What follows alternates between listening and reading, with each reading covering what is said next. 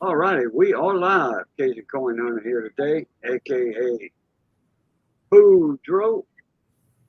How y'all are today?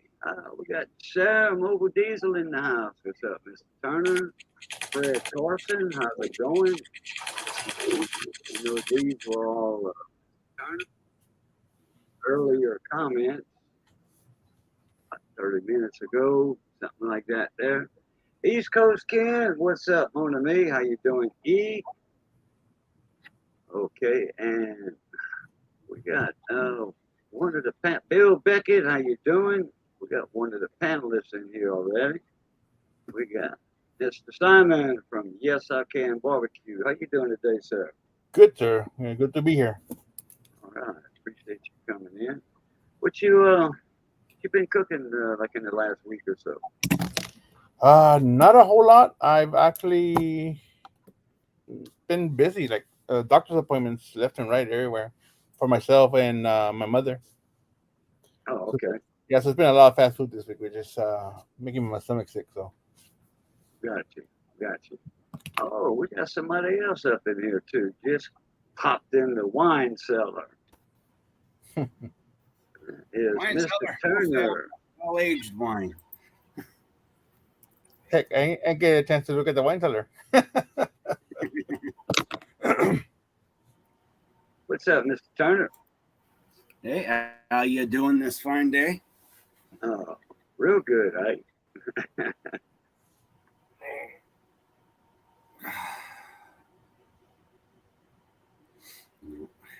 Got to see a doctor about my grill arms. My knuckles keep dragging on the ground. I got the same problem. So what you working on in the last couple of days? I'm procrastinating about working on a Ford Ranger. Yeah. I got to do a head gasket job and also replace the fuel pump in it. There's my honey, Miss Missy Luquette. And she is cooking some rib tips that I cut off for the 4th of July for the barbecue rib. And I had a rack of spare ribs. And I cut them down to St. Louis style. And I refroze the rib tips. And really not but solid meat. Just a couple short rib bones that I had actually cut off. Yeah. And she's cooking that down in a big old black iron pot. Nice gravy with that. Man, that's going to be good. Ooh, Yeah, boy. most of that is just cartilage. At the end of the rib tips, it's usually the cartilage. Yeah, oh, there's a lot of meat on this. Oh, definitely. I Yeah, mean, they got cartilage in it a little bit, but I can cut that off. yeah. Here, when I usually get them, if they're really big, I get part of the pork belly attached to it, which is Right, a right. nice big chunk of meat. Yeah, that's what's attached to this. Yeah. So So that's why I like buying them because you can trim them down to St. Louis style, and then you have all the extra meat to do whatever you want with. right. Yeah, and that's what we're doing with it today is cooking it in the gravy. I tell you what, Miss Hill, she can cook that cartilage down and make it tender enough to eat Yeah. it. Man, at 4 o'clock this morning, I could hear a noise. I'm like, what the heck is that? I come in the kitchen, I get by my workbench area, and it's not there. I go by the stove in the kitchen, and not there. TV is not on. So I get closer to the TV and I can hear it louder. So I grab my flashlight, I turn on the outside light, I open the doors, my Jeep horn. My Jeep horn is just constantly blowing. Oh, Not my alarm, just the horn. And I'm like, huh, okay, so grab my keys, I hit the panic button, which turns off the alarm. Didn't do nothing. So unlock the Jeep, get in, and I started. still going on. And so it's not part of the alarm. Well, the horn is, but so there's the horn wire going to ground somewhere. Or it could be the membrane in the steering wheel for the horn switch. Yeah. There's a relay, I think it's underneath the steering wheel, that area underneath, because it's not under the hood and it's not in the fuse box on the side panel. When you open the door, there's a side panel on the side of the dashboard. Take that out. That's all fuses. They do have one relay in there, but that's for something else. And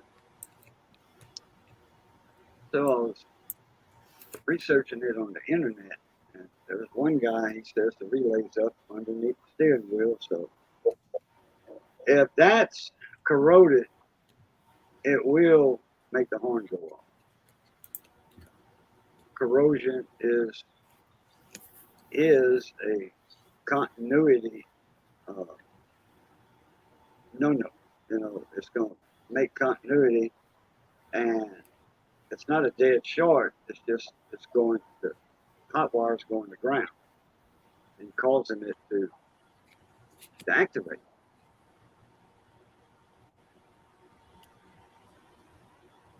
So I pulled the fuse. I pulled the battery last night. I ran in the house. I got me a pair of pliers. Undid the positive post, positive cable off the battery. The horn stopped naturally. No power. Well, I figured it might have reset whatever in case it was the alarm. I tested hot cable back to the battery. Horn started blowing. I said, well, I ain't messing with this early in the morning. I'm tired. So I just put the cable away where I couldn't come back and touch the battery. Closed the hood, manually locked the Jeep, and came in the house and went to bed. So when I got up this morning, I looked on the internet a little bit. And, yeah, they said a relay, and you could just pull the fuse, number 3 fuse, and the horn's not going to work at all. So I'm going to check for the relay tomorrow. I'm not going to mess with it today. Just won't have no horn. But, Yeah. we don't actually use the horn a lot. I don't think we've ever blew the horn at another car trying to get in our lane or anything. So were you able to disconnect the horn so you can actually use the Jeep? Yeah. Yeah, all I did was pull the fuse, the horn fuse. That's the only thing on that circuit is the horn.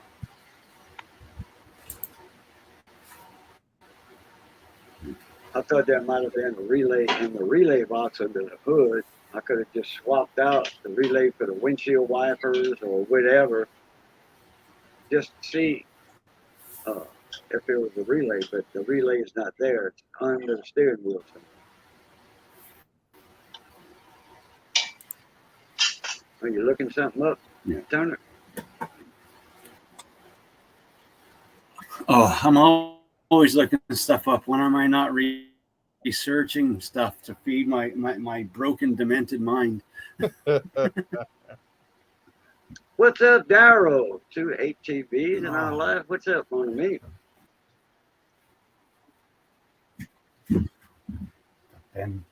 Paper.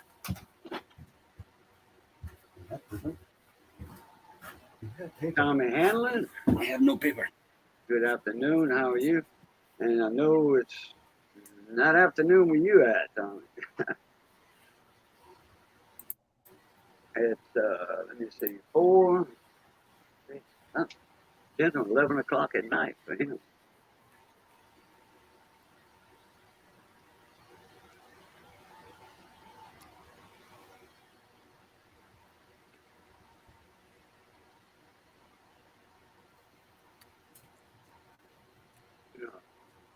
I do something real quick here.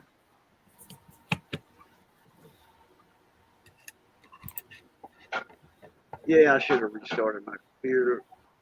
Acting sluggish.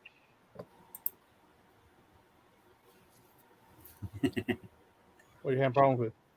StreamYard is sluggish also. Everybody's been talking about it lately. Uh,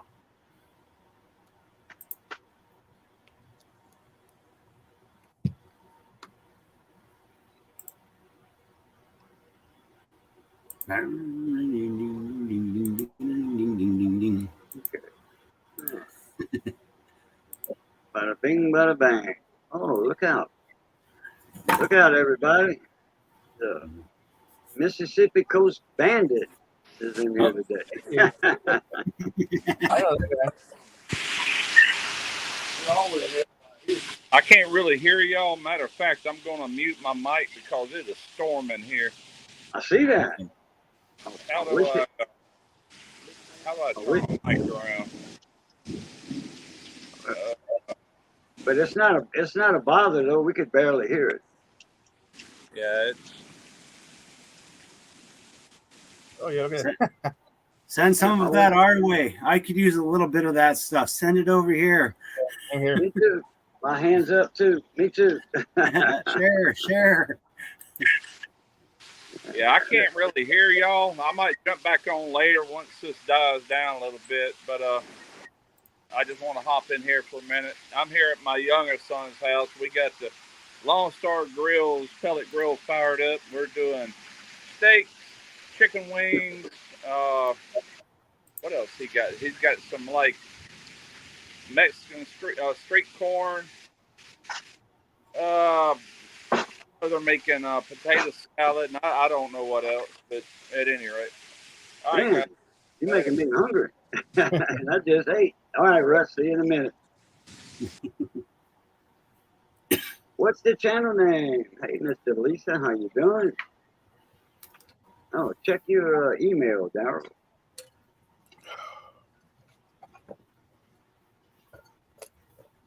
Let's see. Anthony, GM85. What y'all getting? What's up, y'all? Getting out of work early today. Equipment too hot. The equipment's not even wanting to work. Wow. Wow, Yeah, I know Uncle Bradley over there in Las Vegas. He usually goes live in the evenings, and he sends out links. It's just a booth session stream backstage. It's not live on YouTube. Right. It's backstage. But it's catching up. He'll do that a couple times a week. Yeah, we do that too. And his computer gets hot. I guess he's in the shop. No air conditioning in there, I guess. And where he pours all his silver stuff that he's a silversmith. So he makes a lot of stuff out of silver. And then he's got a foundry, furnace. So that makes it hot in there. Even if he was air conditioned, that furnace foundry will get hot.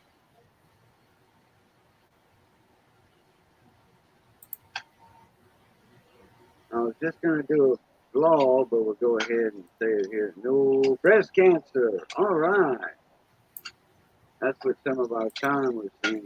Nothing is wrong. Oh, okay. I got you, Mr. Lee. Well, that's perfect. That works. No cancer.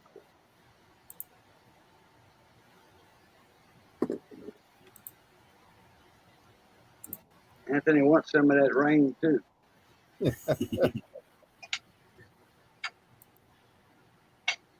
People up north are getting flooded out. Up in Vermont and Maryland, they got a ton of rain out there. So Lance is getting rain. Lance and Chuck. Yes. I was talking to him earlier. It's been a lot of rain. He had 30-gallon barrel outside in the yard. I think it's up against the building. So that thing got full of water like overnight.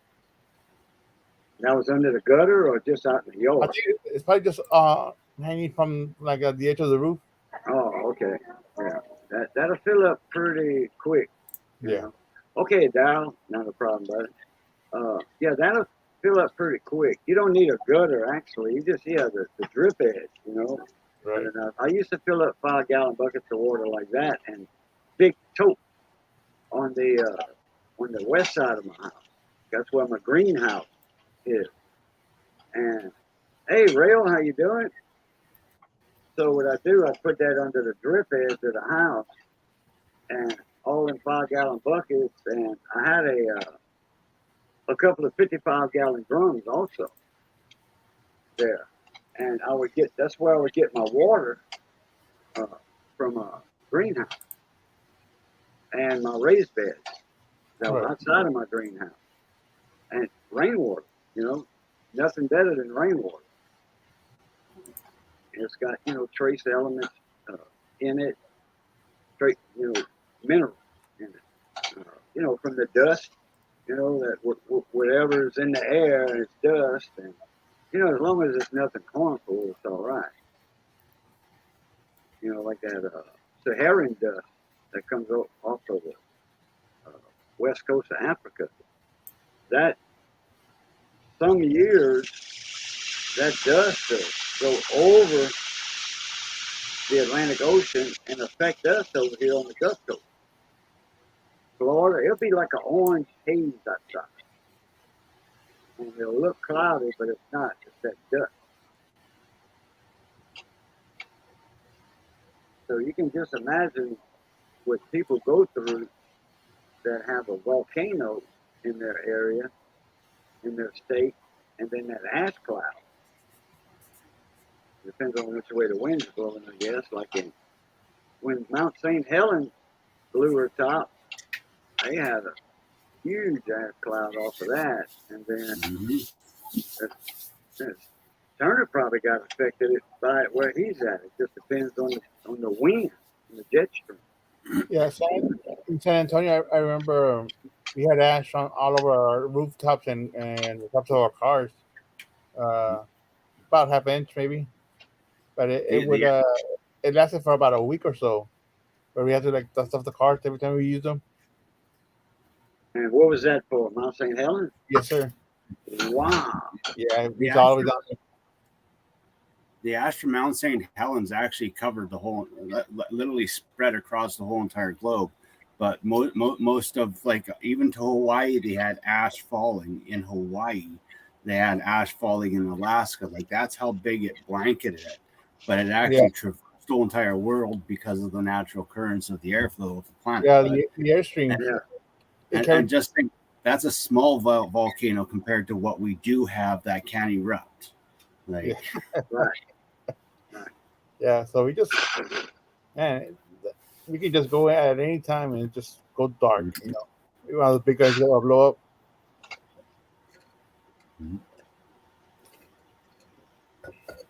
up. We didn't have any ash and all that down here for that, but I'm pretty sure it was cloudy. It's been quite some time back. Oh, definitely. I'm pretty sure you were cloudy for a few days because here it lasted like a week or so, where we were taking ashes off the top of the cars and stuff. I do remember when a oil well went up, and one of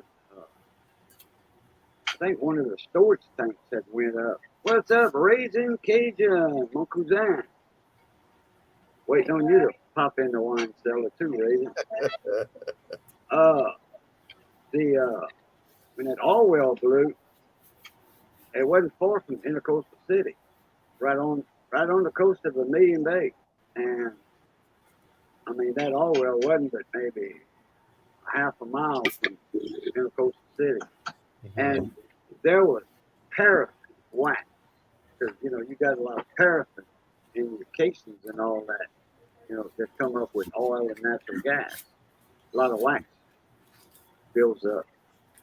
And man, every vehicle and house had wax. That company, they paid for I don't know how many paint jobs. on cars because there was a lot of people that worked offshore, like for Tenneco or what have you, and all their cars are parked there for a week or 2 weeks. You know, a few thousand cars. A lot of people work out of that town, and they go offshore. You know, they go by boat or helicopter. And let me tell you something. That was an expensive blowout for that company.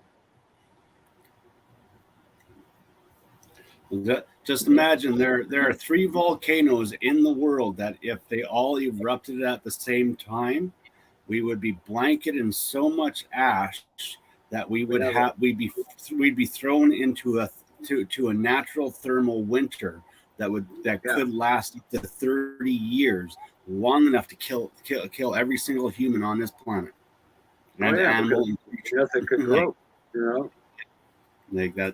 Well, there's 2 ways the world ends: either at the hands of Mother Nature being tired of us, or our governments being tired of us and nuking everything. So one way or another, it's all going to end the same way. Big bang. Then it'll be either a nuclear winter or it will be a natural thermal winter, and the survivors will all freeze to death. And yeah, and all this prepping and all that stuff. It'll sustain you for a little while, but you know, in like you say, a thermal winter, just like a nuclear winter, nothing's going to grow. You know, so plants will go first, animals next, humans next. We'll eat all the animals. You know, we'll eat all those creatures that live in the bottom of the ocean, when we're long gone, will come out and go, finally, we're safe to evolve. Octopus will come up and be more civil than we ever were. You look at octopus, they're such a simple creature, but they're extremely intelligent and extremely advanced in their genetic makeup. I would love to have octopus DNA mixed into me, be able to fit through any hole and change color whenever I want, you know? Yeah, go camo, that's right. Hey, yeah, I'm just going to blend into this crowd today.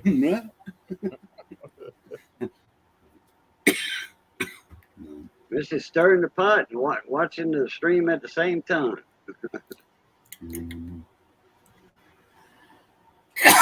Yeah, we've got Etna, Mount Etna. Yeah.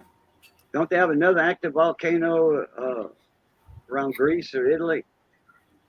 Oh yeah, what is it called? Oso or yeah, something. I think it's Oso. yeah, it's not far from Mount St. Helens. Hello, Bill Clement. Wasn't Bill in here just now?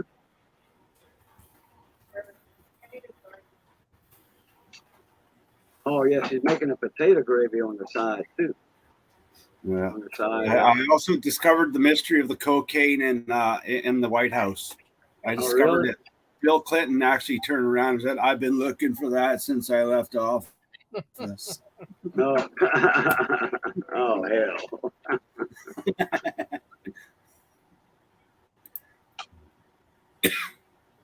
East Coast King said, I've got enough insulation to survive a winter. Yeah, I'm pretty sure you do. You are snacking on something all the time or eating, but most of the time it's snacking. Chips, ice cream, all kind of stuff. Cookies. Yeah, we've got Sangre, Ecuador is an active volcano. Santa Maria, Guatemala is active. Stromboli, Italy. Mount Etna in Italy. Mount Yasmer. We've got quite a few active volcanoes.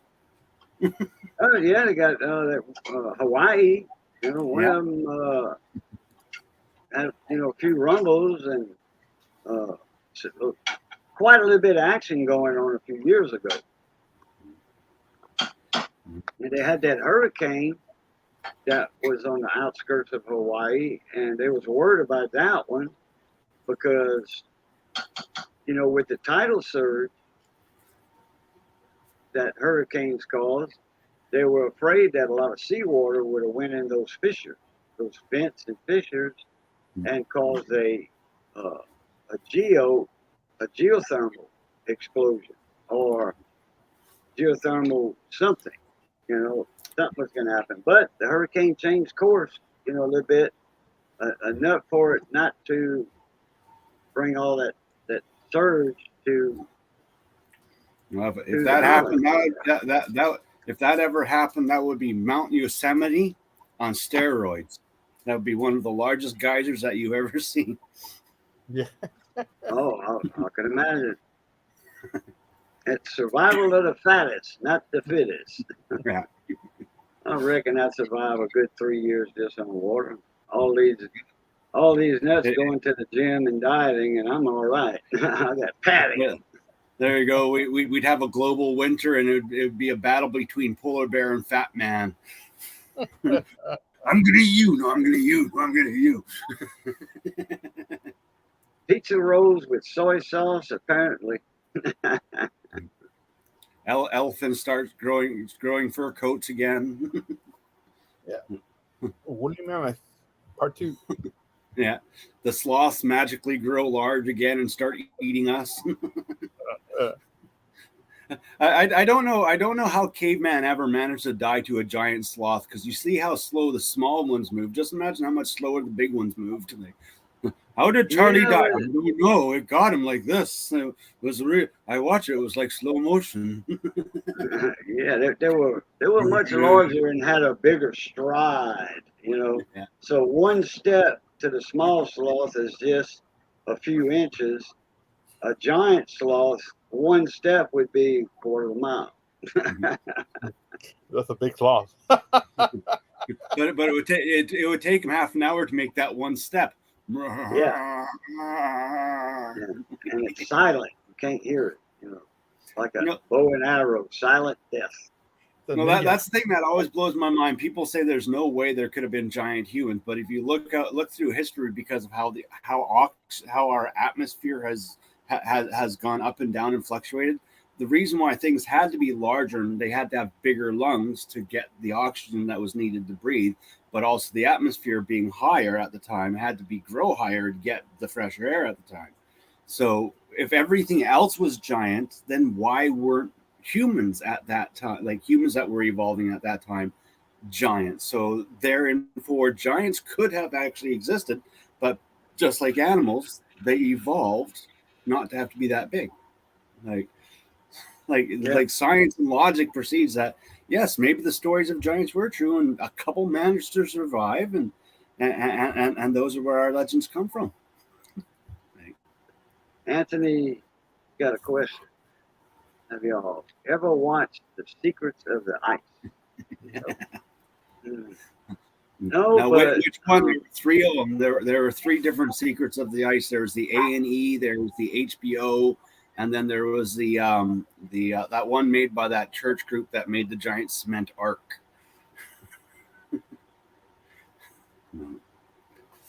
Cement ark. Now we'll be on after dispatch calls back for trailer problems with the reefer unit. Oh boy. Needs a mechanic for the refrigeration unit.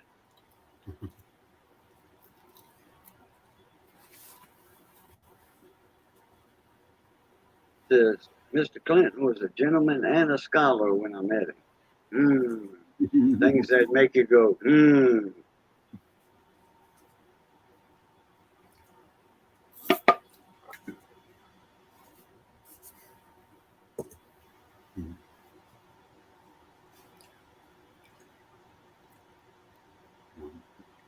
Yeah, I know. Right now, I'm just looking up.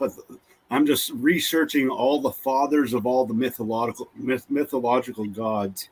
That's what my project for today is. I'm going through every single culture, looking through their god family tree and comparing all the all fathers and their similarities in the way that they were perceived between all cultures. Don't ask me why I'm doing it. I just feel like doing it. I'm strange that way. Anthony says they're digging ice age animals out of the deep freeze zones, which that would be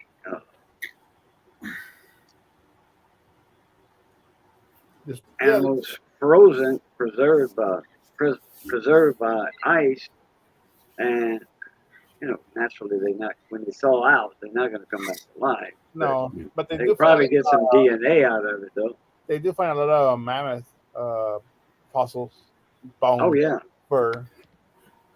Well, now that the permafrost up north is thawing and the skag is thawing up, like North Canada and also Siberia, in those two regions, they're actually finding complete animals, fur and all, that died and were literally frozen within 24 hours, long enough to preserve the fur, the bones, the flesh, the skin tone, and they've also found dinosaurs in the same similar position, just a little bit farther, that still have their flesh. And now might have a possible answer: did dinosaurs actually have reptilian skin, bird-like skin, or did they have something totally different? But hey, Brandon, what's up, little buddy? See, global warming is allowing us to find stuff, but to me, with the global warming, that's the possibility of new oil reserves not forming as archaeologists dig it up. That could have been oil in another 10,000 years. Come on, leave it there. There would have been more money. Yeah. Dang archaeologists, we can't let this become oil, quick.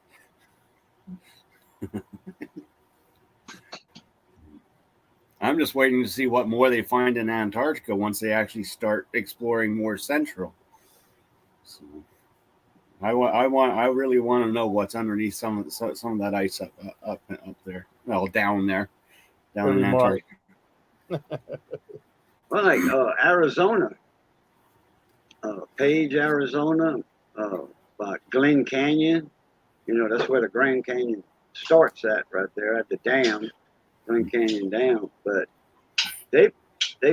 when you go to the dam, get off at the visitor center there, tourist information center, or what have you. They have stones that are there that they cut out from one of the nearby canyons that's got dinosaur footprints.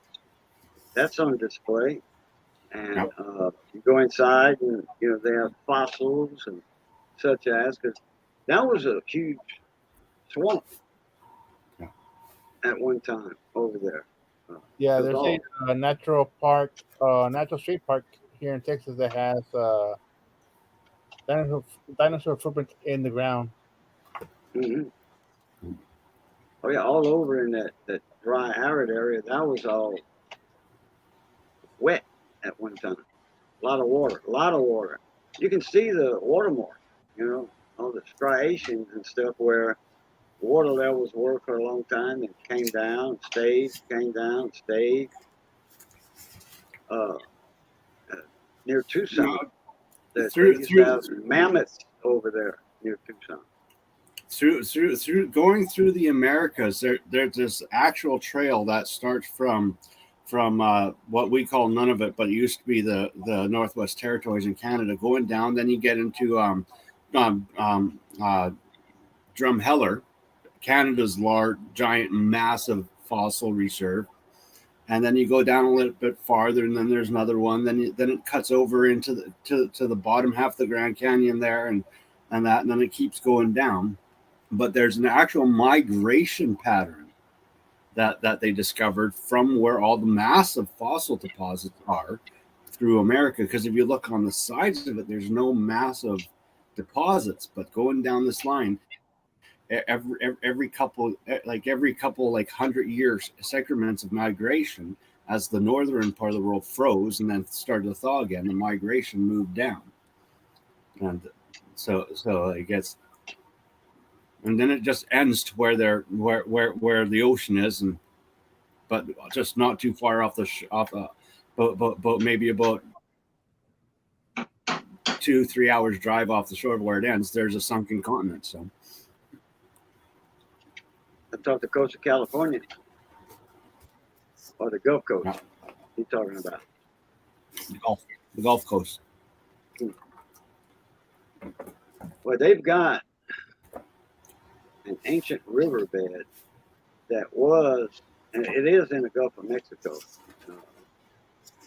I don't know if that land had sunk or what, but it's an ancient riverbed, and that's where they found a vast amount of oil and natural gas right off the coast of Cameron, which is southwest Louisiana, and they have a ship channel there, and so that when you're in the Gulf of Mexico, that ship channel is directly over that deep ancient riverbed that's there. They discovered all that oil about 40 years. Like 40 years ago, something like that, 35. I still think Atlantis is off the coast of Florida somewhere.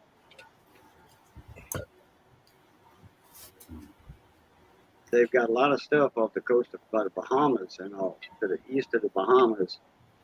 That's kind of unexplained, but it looks like man-made structure.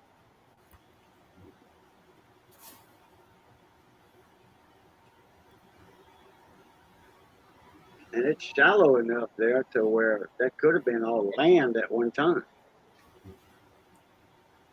And then when the tectonic plates moved, all of that went underwater. Jungle Bob, what's up, mon ami? Between tectonic plate shifting, the Great Thaw, and the world water levels rising, the tsunamis that occurred from the falls of mountains and that from the tectonic plates, which created what we all think was a flood, but it was just a catastrophic chain event of literally tsunamis, like just washing over sections of the world. That's why in some parts of the world we don't see evidence of flooding like we do in like the Middle East or through some of the Asias and stuff like that here in America. But we also know that at one point in time in these areas there were larger mountains that don't exist anymore. But in history, they showed these mountains as massive in their stories. And as they fall into the ocean or the tectonic plates break and the mountains fall, everything shifts and these tsunamis occur and wash everything out. So like that's the thing. So many land masses could have existed, but are just underwater from just that right now. Like you go off of India, there's a whole entire chain of sunken islands that are under the water. But 10,000 years ago, even as far back as 5,000 years ago, some of them could have been above water. Welcome back, Russ. Yeah, it's calmed down a lot. It's still raining, but not noise. No, it wasn't noisy on our end when we could hear you real good. We could barely hear the rain, barely hear it. Yeah. On our end, but like you said, you couldn't hear us because of it. Oh, you making a video today with that cookout you're doing, or it's just a family get together? Oh, it's my youngest son's woman.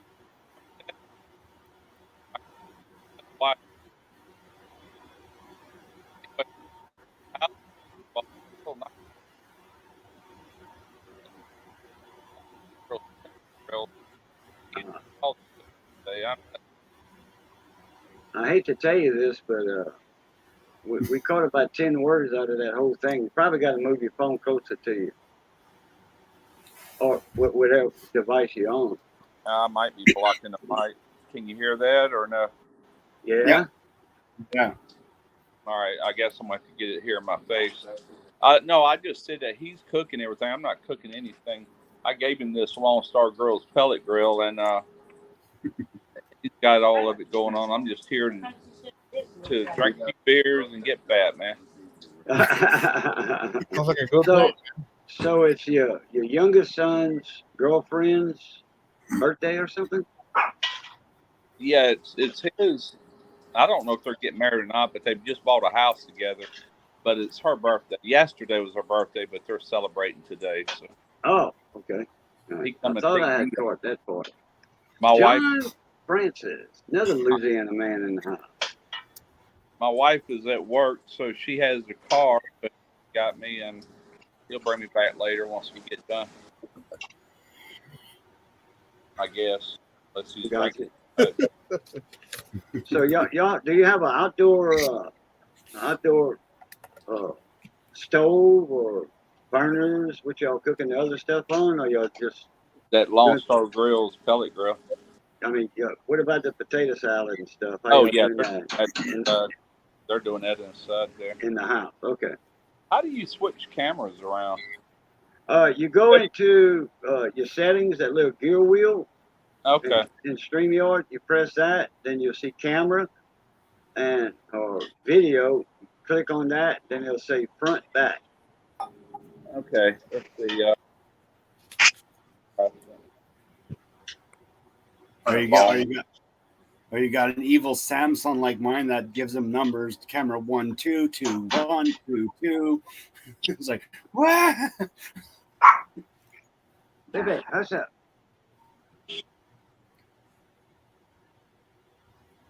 Oh, Yeah, we see the back of the camera now. I see race car wheels on a grill and a pot. yeah, there's the girl's pellet grill right there. Had it out there in the yard. Heard all that lightning and all come. Got it too close to the wall. I'm having got on Is your finger over the microphone on that phone, or leg. I don't know. because your audio is back weak again? Oh, asparagus! Man, I love me some asparagus. Like street corn. Oh yeah. That's chicken wings. He already got the steak off. Oil. Plus, we got on here. Oh, digital, 268 degrees, perfect temperature. They go inside here.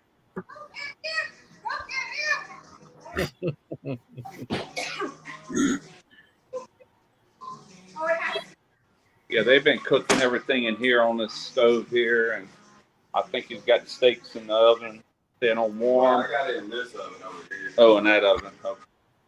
Okay. Yeah. Hello, everybody. Oh yeah, we got the. What kind of steaks y'all cook?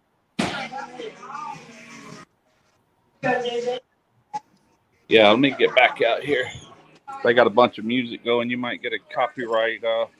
Couldn't hear it. Couldn't hear the music. Oh, okay. Yeah, got a little fig tree right there. Way back there by the road, he's got some pear trees. Got I don't know what all he's got here. He's got a lot of land. Goes on back, way back there.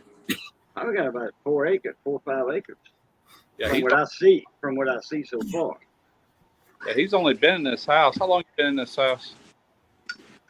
3 months. Months now. About 3 or 4 months. That's yeah. Shoot a shot off in the ground. See if this ain't jam. Okay. That's my youngest son. What's going on, y'all? Hello, how you doing, young son? Go ahead. That was loud. Jam. Yeah, it jammed. Piece of crap. Must be a high point. It was going to. Yeah, get you some full metal jackets and run about 500 rounds to it. And see if you Is that the secret to having a green lawn? You threaten it every morning. Yes. Grow green or else you're gonna end up like this leaf over here. Yeah, he bought that gun from my oldest son, Derek, and hell, every time you get ready to inject the bullet into it, it won't go up inside the chamber. It just hang up. It's a Taurus GX4. He just bought the thing 4 or 5 months ago. My oldest son did. He sold it to him, and I'm like, man, he didn't pay near what Derek paid, like almost $400 for it, and he sold it to him for $150. I said, just run a bunch of ammo to it and break it in and see that, or get it polished or something. They shouldn't be doing that, you know. Yeah, he probably got the wrong Not ammo unless, in it. not unless it's a copy. It could be a knockoff made and just poorly made. Like the spring in it could be nasty. It just could, because there. I know some friends that have gone down to some of these gun shops down there, and they buy a gun and it's not a genuine. Like they bought Glocks that weren't actually Glocks. They were just some sort of. They had a little Chinese stamp inside of them, assembled out of like random parts. Yeah. No, this is Taurus. This comes in a Taurus box. Yeah. Got the where they're made at, which I got a Taurus too, but it's a revolver. That one ain't gonna malfunction. Yeah, my dad had a, Yeah. a nine shot revolver. I know. That was 22, and that was a nice pistol. It's long barrel, and it was chrome plated. Nice. You get ready? Well, back off some, man. That run my ears. Out there in the yard a little bit.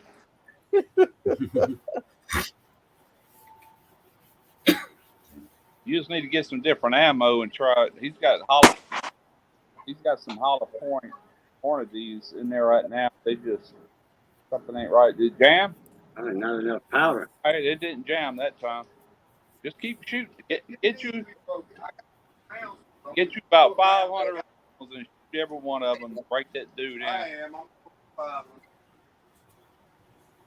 That particular gun tells you when you buy it, you got to break it in, and that's what's wrong. It's only been fired a handful of times. Oh, okay. Yeah. What? Well,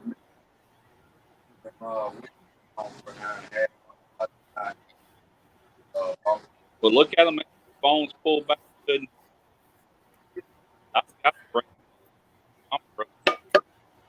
We're doing it old school today. Well, look at the bones and, see if the meat's pulled back off of them. Use one of them super probes. Hours that I'm going to do. Okay, whatever. Dry. You do that low and slow method like I told you. It's dry about it. Yeah, that's what I do. I don't cook directly over the Listen to fire, your pop. but indirect. About me and my own family. Okay. About me and mom. All right, guys. I ain't used to this phone business, so I'm going to let y'all go. And another one. Okay, Russ. All right, later. Enjoy all that Appreciate you tasty coming food. No. Yeah, eat a wing for me. I will. Seeing those balls of tinfoil on the oven remind me of something I haven't had in actually quite a long time. I have not had a good baked potato, in probably a good year or two, which is shocking. I don't know if that was baked potatoes in there. I know they have a potato salad they're doing, but I know he had the ribs covered up in foil and something else. Just seeing the tinfoil just reminded me of, like, I haven't had a baked potato in a long. I think I'm gonna have to go make myself some baked potatoes soon. They give you the envies for potatoes. When we were selling watermelons, sour cream, oh yeah, bacon bits. Oh yeah, but lots of butter, real butter, lots of real butter, yeah. sour cream, yeah, chives. I could eat that up. When we were selling watermelons at Rocky's Cajun restaurant quite a few years back, and the restaurant was open at the time. Rocky Fontenot owned it, and we would order off the menu. We was set up in the parking lot underneath the big oak tree, right there by at the end of the parking lot, next to the veterinarian's office. And we were in the shade. It was nice and cool all the time.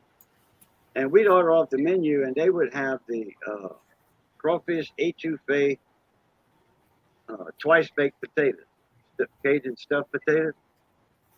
And each potato was guaranteed to be at least 3/4 of a pound to a pound, at least that. and then they would bake those, and then take them out the aluminum foil, split them in half, and then uh, fluff the potato meat up, and then just pour crawfish etouffee over that, you know.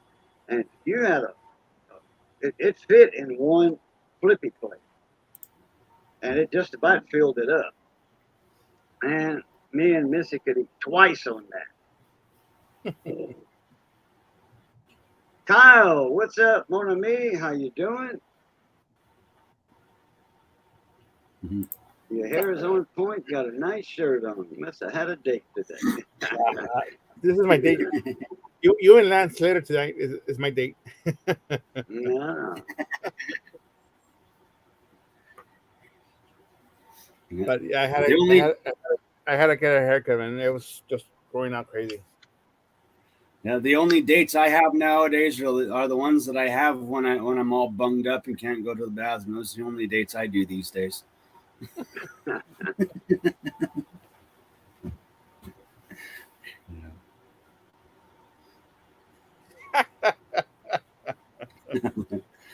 a lucky man.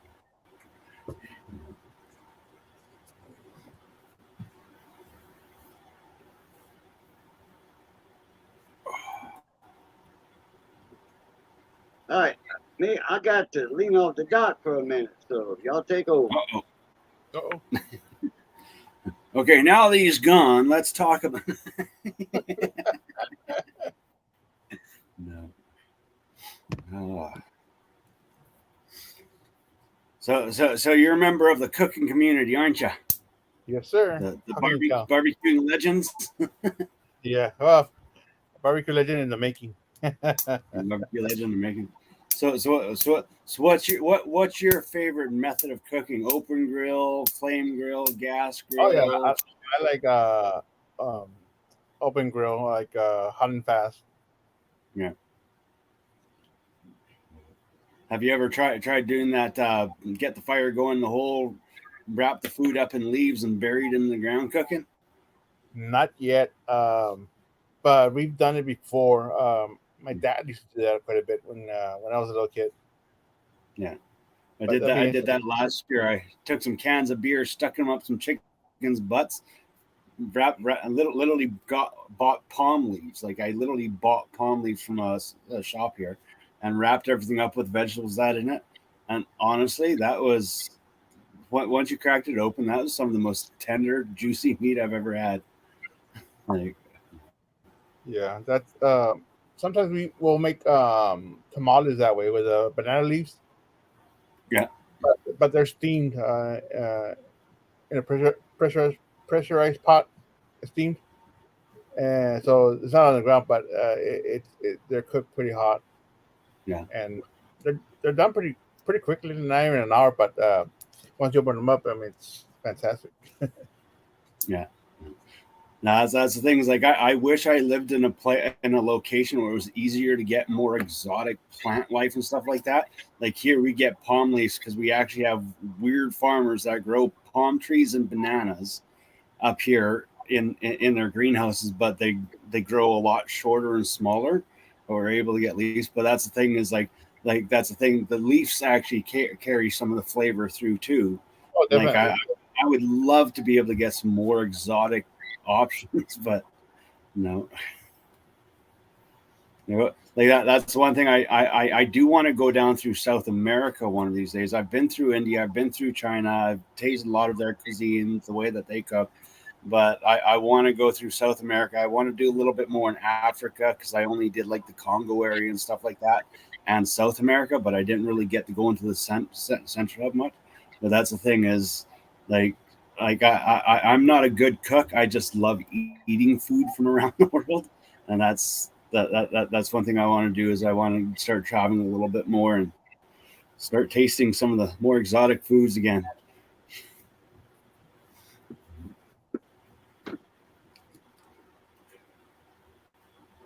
Oh, I forgot.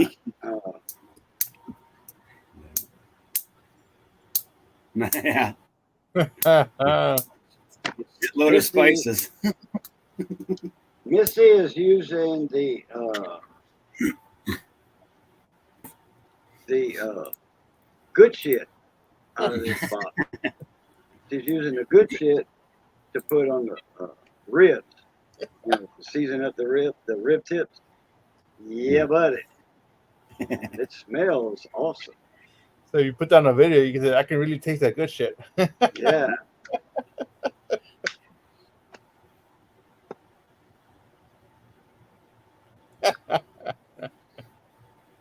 No, he's got aw shit. That's the allspice, I guess. And you got pig shit, horse shit. Well, not horse shit. I don't eat horses. But It's cow and chicken. We don't eat them up here. You got cow shit, pig shit, chicken shit.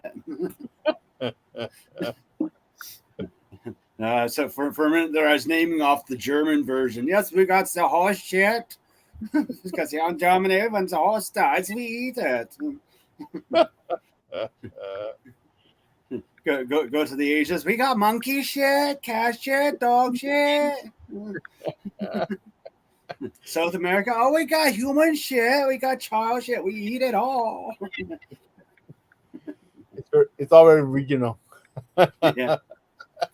You got anything for the monkey brains?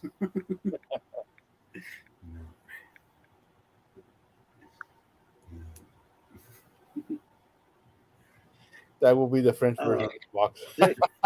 Anthony, I've tried the I think it was the oh shit. I tried that one with some rice and eggs the other day. And it was good. Some good shit. It was good. It was some good shit. But the all shit was good shit. Yeah. So but she used the good shit today. I guess if you cook with that makes you a shitty cook. Yeah. Thanks for a shitty meal. Yeah. Pat Paulson, Diabolical 58, Speed Wrench, Papa Cass, Power Stroke Jude, Tarek, and I think there's another. There's 6 of them, 6 of the guys in the game, and a couple times a year they'll throw in, $8 a piece, $10 a piece, or whatever, and they'll go over it together, and they'll all agree on a package to send, to cook with. And one time, the last one was the Easter package. That was from Louisiana food, and it was like jambalaya mixed in the box, and we made a video on that. And then they got the shrimp boil, shrimp and crab boil naturally. I've already did crawfish videos with that stuff in it. And they got, I forget what else is all in that box, but I'm going to be going through it pretty soon to make another video out of that box. And then I'm doing a beef. We're going to do some beef gravy, a beef meal. And we're going to be putting the bullshit seasoning on that one. Because the bullshit is for beef. And then after that, we're going to do a chicken meal with the chicken shit. Because the chicken shit is for poultry. Ducks, geese, chickens, chuckers. All these gonna be videos? Yeah. All right.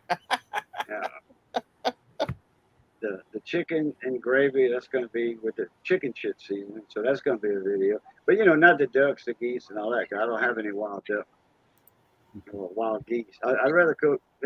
I'll do both in a gravy, but we don't have ducks and geese. I'll have to wait till maybe next hunting season. I'll get one of my buddies to bring me a couple of geese. Get some of them Canadian geese, because when our fire's over, we don't want them coming back. So eat all those things. Just eat them. Please. Eat the Canadian geese. Canada does not want hardly any geese coming back to Canada for the return trip back from the migration, in the springtime. Canada does not want them back because the geese are tearing up the land up there. The farmers, the fields, and all that. They just rooting it up, eating everything. It wouldn't be a making problem if ponds. our government would lift a ban on hunting them if it was no longer illegal to hunt and eat them up here like in the good old days. It wasn't a problem because every single Christmas, every Thanksgiving, every holiday, we go get 5 or 6 of them each and eat them. Right. But no, they made it illegal to hunt Canadian geese. Now they're a problem. It's not just the Canadian geese that's the issue. It's the blues and the snows, and they call those Ross, Ross geese. Ross geese, and, and then the blue Ross and the white Ross, they're related. They're just different colors. And there's on the blues and the snows geese, at the end of our hunting season, our goose season, down here in Louisiana, Texas, Mississippi.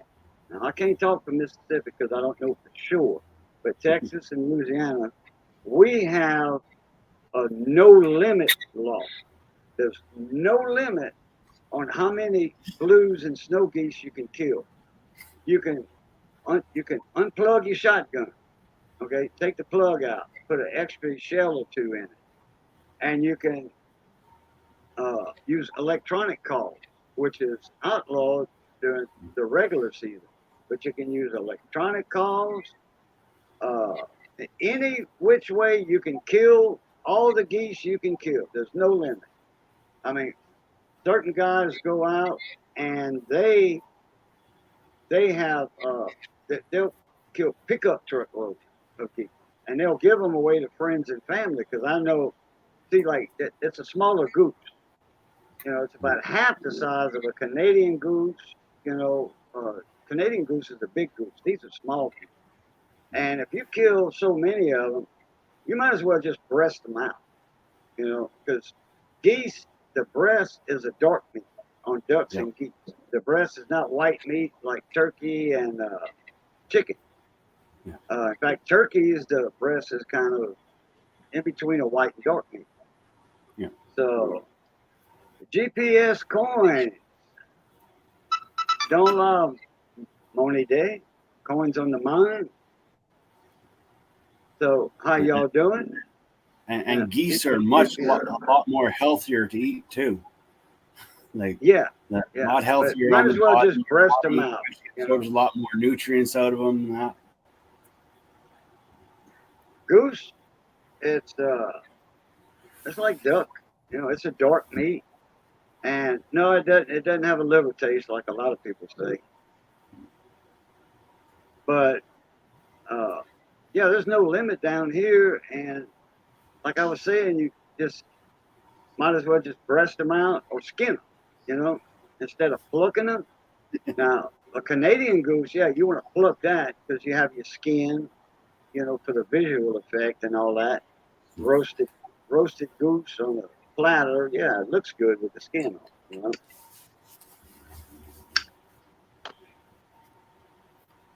But now, the Canadian geese, we have a limit on that. But there's a lot of Canadian geese that stay in South Louisiana all year. The parents stay here, and so the little goose goslings stay down here too. And those never go back to Canada. Once they down here for spring and summer, they don't have the urge to go back because there's plenty of eats down here for them. What's up, Raising Cajun? How you doing, mon cousin? Yeah, it'd be 3 hours before the service guy can get out to us. Uh-oh. Wow. Yeah, something's going on with the fridge. Something's going on with the refrigeration unit, and we got a load inside the trailer, so we've got to get somebody out here quickly. Yeah. Well, if everything's frozen, I know it's not frozen, but it's a type of load that really can't go between temperatures. I mean, they're going to have to get out here quickly. Yeah. So it's not a frozen product. It's like more or less cooler temperatures, like 36 degrees, basically 39 degrees. Yeah. Lewis, how you doing, mon ami? Yeah. Every Oh, time I that's see Raging hop on with his headset, I keep thinking of that slap chops infomercial guy. Yeah. No, Raging comes in with his headset on, and I'm waiting for him to sell me something like an infomercial. What you selling today, Mr. Infomercial Man? I'll tell you what. I did pick up something yesterday, Uh-oh. and just by the looks of the stuff, if you just took a look at it side by side, you really can't tell them apart unless you're really looking at them. okay. Which one's from what? I know there's miniature boat cutters, cable I've got cutters. I've got a Tecton and I've got a Doyle. Which one you think is which? Do you think The this is one the on this Doyle side, or is this the Doyle? Okay, that's the the Doyle. Doyle, yeah, the one in your That's left the hand. Doyle. This Because one, I can tell by the grade of That's the steel. Doyle. The steel That's the on it Doyle. is harder steel. you say this is the Doyle? And it looks like a Doyle because it's a harder steel. You can tell by the color. That's the Tecton. Wow. Oh, wow, okay. So that looks like hokey pokey steel. That one there. When you look at the cutters, they're painted steel, so it's a cheaper steel. Where the Tecton's not, it's more of a raw steel. It's got to be harder steel. So I guess the Tecton's better. So Did you test them out yet? Which one cuts better? the Tecton by far. Yeah. That's that. There's a win for Tecton. Hey, Miss Jamie, how you doing?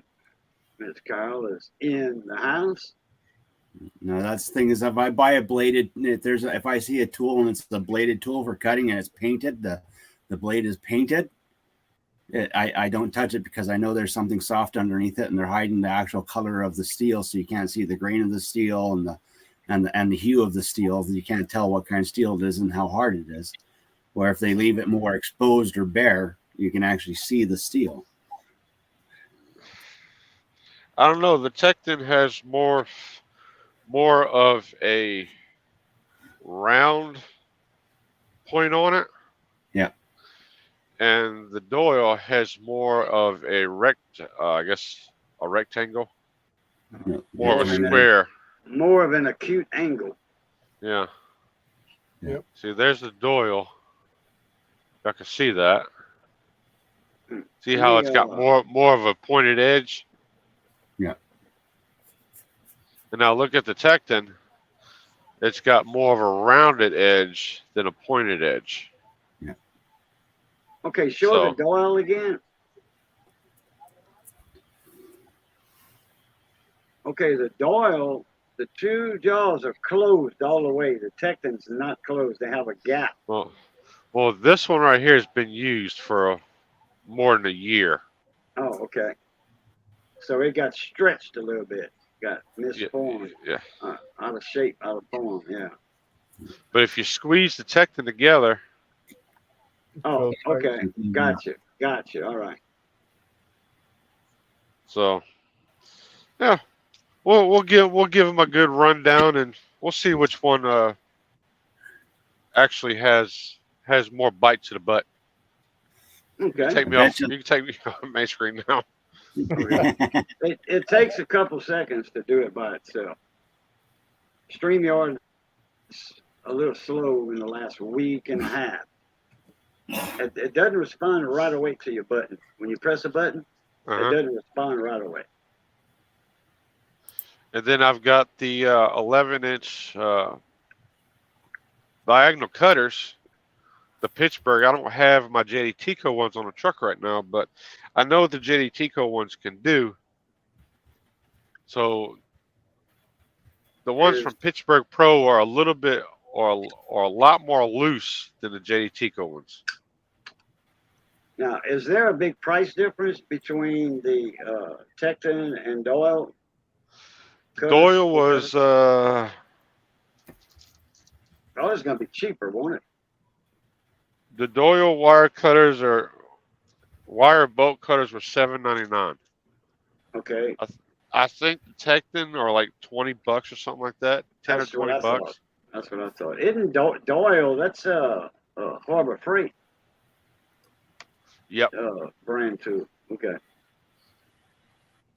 thought so.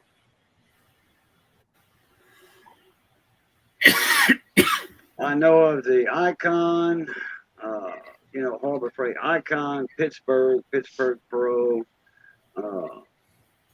for the mechanic tools, Uh-huh. Harbor Freight.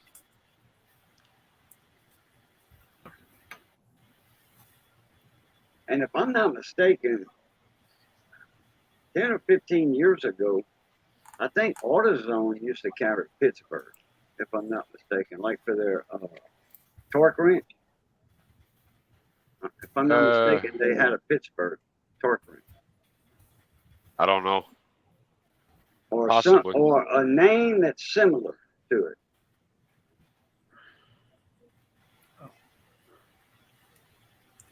Because I don't know if Harbor Freight had Pittsburgh, or Pittsburgh was a name out there, and then Harbor Freight took it in, as one of their brands.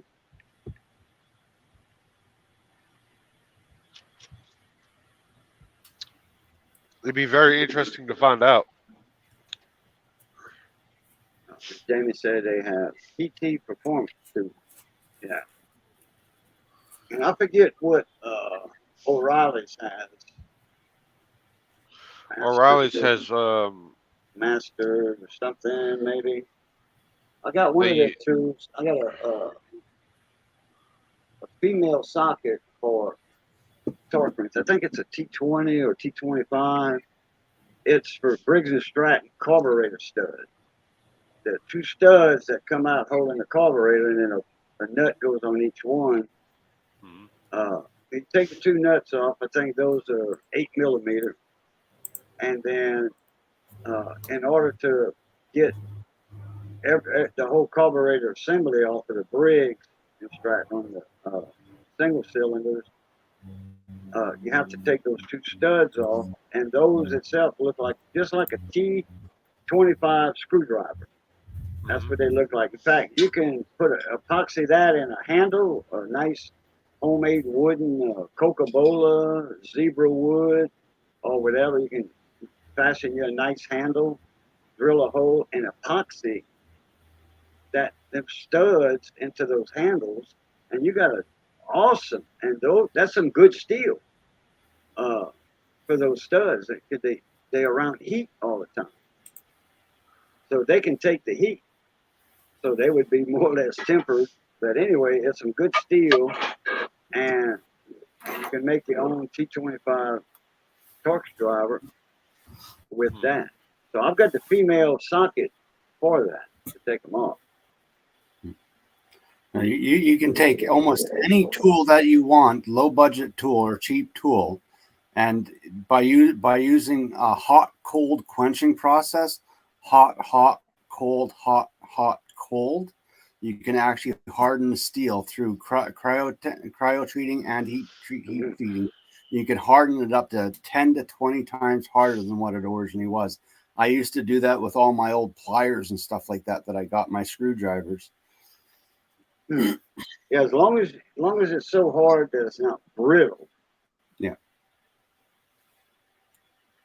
Power torque is O'Reilly's. All right, let me go get this socket real quick. I know O'Reilly's also has performance tool inside their store. I think they got Titan also. And I think now Blue Power is a little bit in there. I like performance tools for a budget tool. They actually come in quite handy. Some of their tools that they have, like they're not the best tools, but for the price that they sell them for, like all their oil filter gear and stuff like that. I actually like all their oil filter gear and stuff like that, and some of their test gauges that they have and fill kits that they have. Not disappointed. Yeah, Shade Tree. He's got a whole set. Pretty much a whole set of performance tools, and he loves them. Yeah, and they don't break the bank. This came from O'Reilly's, and it's a Duralast. Mm-hmm. And it's not actually a Torx. I thought it was a Torx, but it's a hex drive that perfectly mates up with the Torx. And I'm pretty sure it's a E-Torx. T25. And so the 4mm, and it matches up to the E25. Because it's going to be this right here would be an E, the female Yeah, the E-Torque. part of it, the E-Torx, yeah. So, but this is the equivalent, same thing as the 25. Mm-hmm. And I've put some pressure on that already because some of those studs were a little, didn't want to come out, put it that way. Right.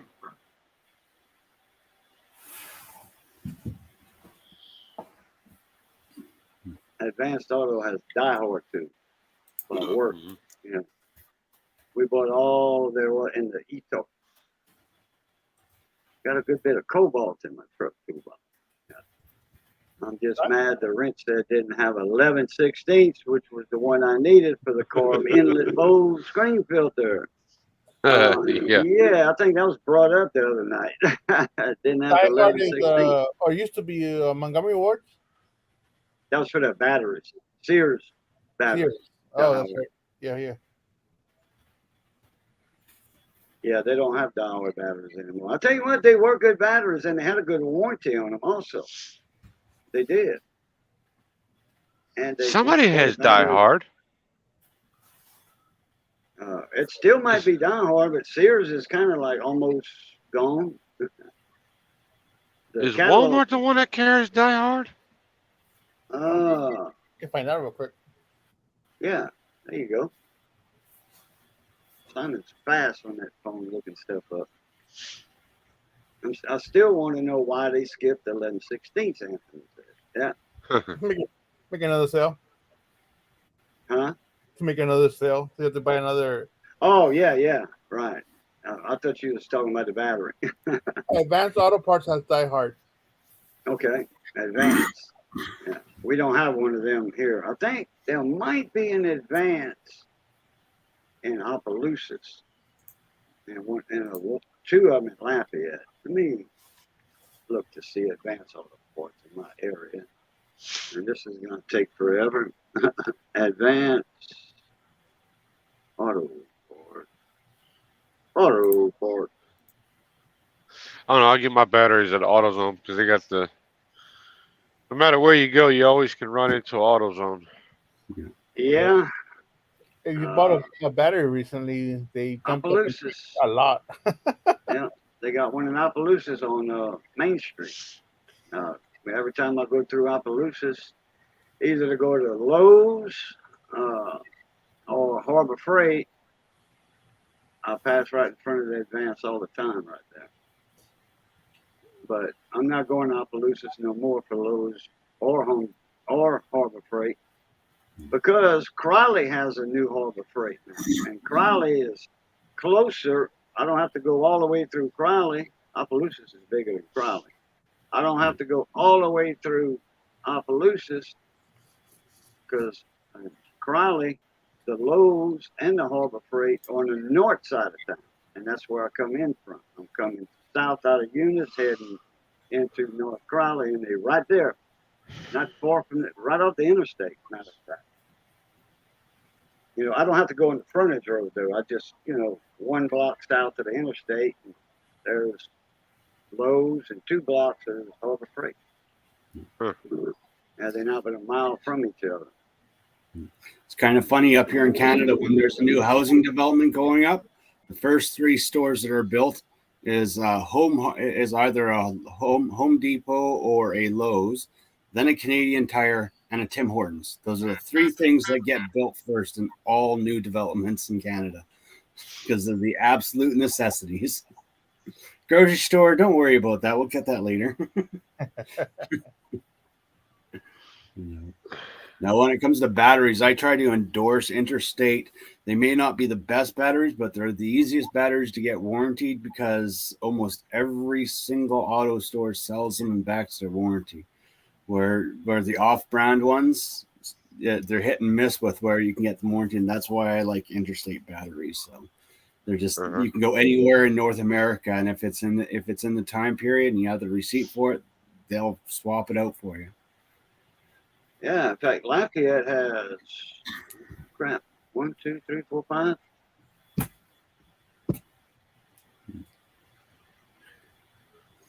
But the funny thing is the Kirkland series batteries, automotive batteries, that are actually the exact same batteries as the old Craftsman Gold. They're Craftsman Peak Golds. They're the same battery, made by the same company under the same specs and qualifications. So if you live close to a Costco, the Kirkland batteries aren't a bad choice to go.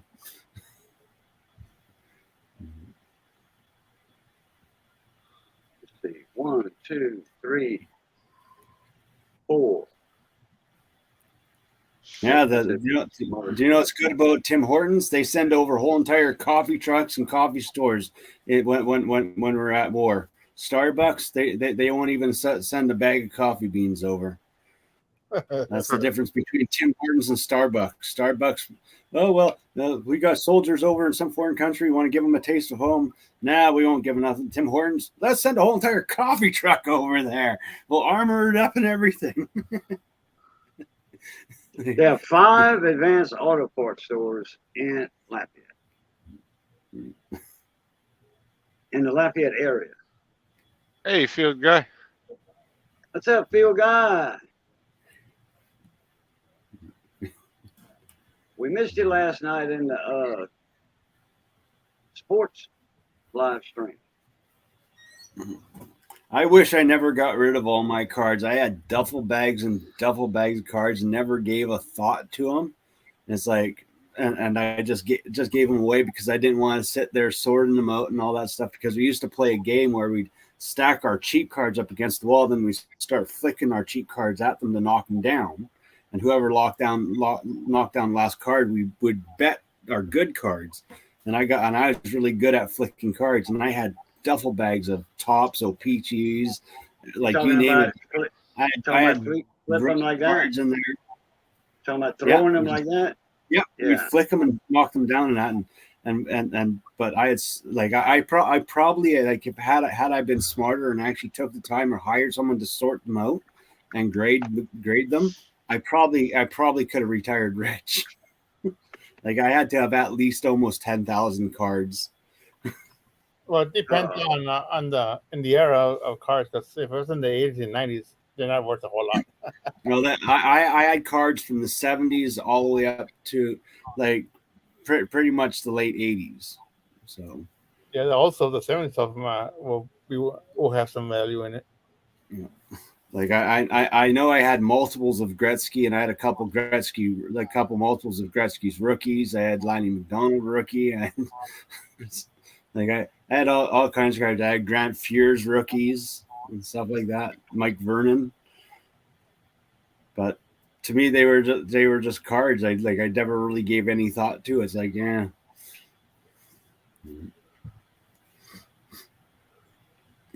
But I held on to my comics. That was a smart thing. One of these days, I'll send them to an auction and see what I can get for them.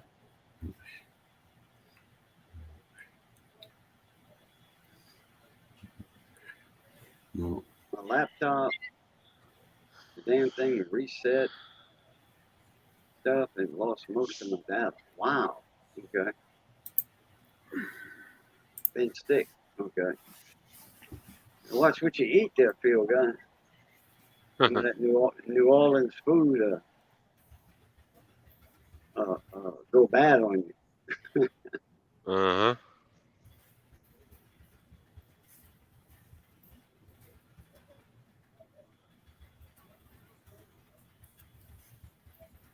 Backwoods, what's going on, mon ami? Hey, Backwoods.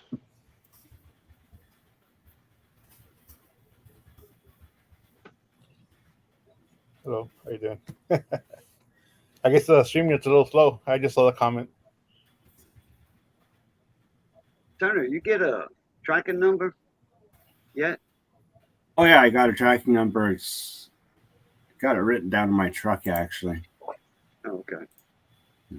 I was going to check on it later on today to see what's going on with it, because I have a funny feeling that it might be stuck at the border for duties because it's tools, and the border likes that. So if there's duties, I'll just pay it because it's only going to be like $3-4.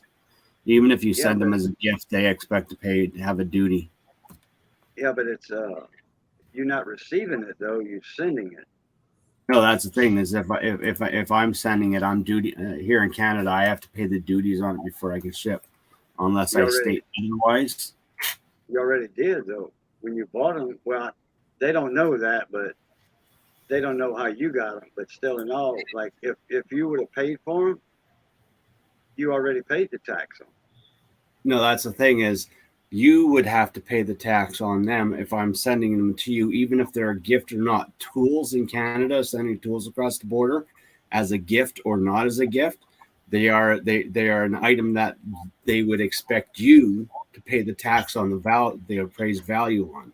So what we have to do up here is we send them as a gift, and we get what's called a discounted rate, and then they assess the discounted rate. Then I've got to pay it for it to get through, and it's probably only like if that's what they're doing with it, it's probably only going to be like $3-4. So it's not nothing painful when you do it that way. But there's some people that forget to have them check the gift box, and then they get they have to pay that. They have to either charge you the tax and pay it, or pay the tax out of their pocket to send it.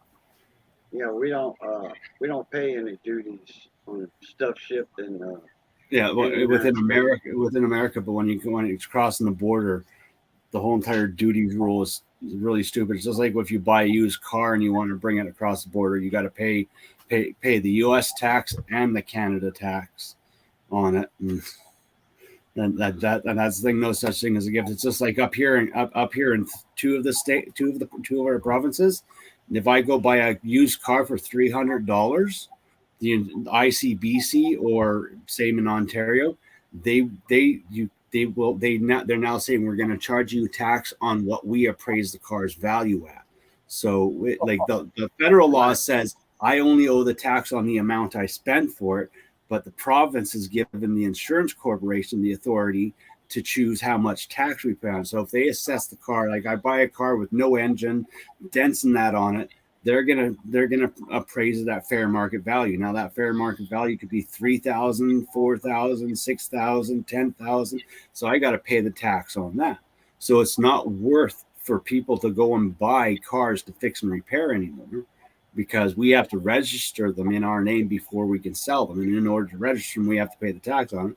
And now that they're dictating to us how much tax we have to pay on it, even though we only legally pay this, we're challenging it in the federal courts and stuff like that because it's against the taxation laws. We can only legally be taxed on what we pay out of our pocket, not on what any governing body says they figure it's worth. So like we've got a bunch of people in court fighting it, but that's how stupid Canada is, and getting stuff across the border isn't any less stupid. Damn. Yeah. So I know I sent a couple of CDs to some relatives in Canada.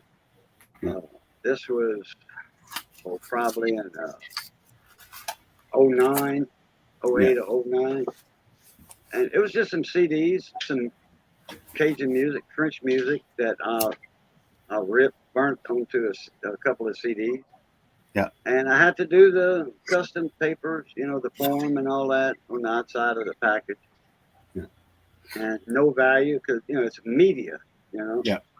So, I mean, the price of the CDs were, $1 a piece, but I put it at zero value. And they got it. They got the CDs. It was about 2 to 3 weeks, I think it took that long for them to get it. Stayed a week in customs. Yeah. Yeah, I sent stuff to. Listen to it all first. What's that, Simon? It took like 3 weeks to get stuff from San Antonio up to Canada. Yeah. Recently. Yeah.